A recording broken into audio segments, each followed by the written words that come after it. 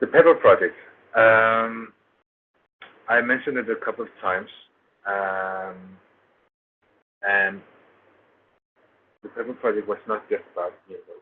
It was also about orders, catalogs, virtual company dossier, and eID for companies. Many things to it.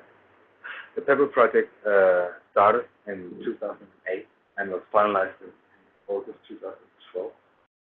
And the main process was to create this kind of interoperability between all different islands. It had 11 different member states and 18 governmental agencies and a lot of private entities as well joined here.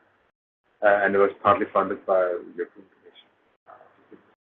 I think the whole project was around 30 million euros. So again, divided across the member states and the government agencies, it was not that much, but of course a huge project. The PEPPOL project was the first step to what we saw as the e-delivery component as well as eInvoicing. So with the yellow blocks here, you can see what we had the focus of today. At that time, with the PEPPOL project. Now, today, we have the full cycle. Almost, we don't have the e-payments yet on our billing blocks. But many of the other billing blocks are either in place in production or coming with this. Naturally, PEPPOL plays a big part of it.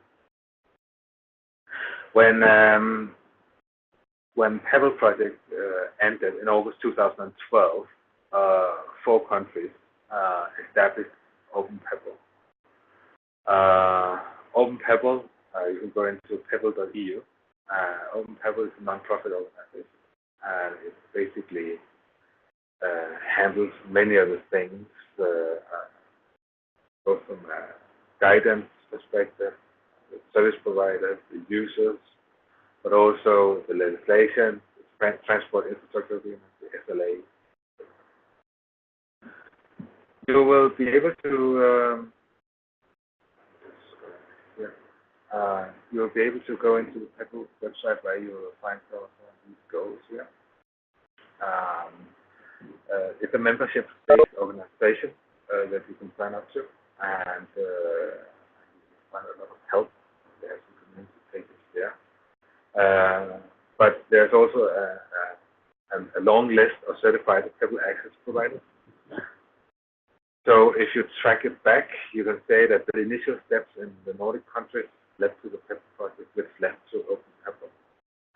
And for those of you who get access to who have access to CEF Digital and the presentations afterwards, I included some links on these slides.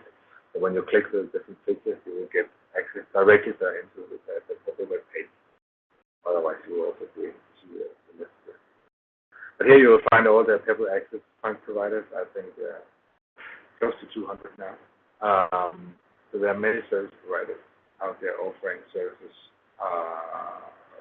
in order for you to be able to send and receive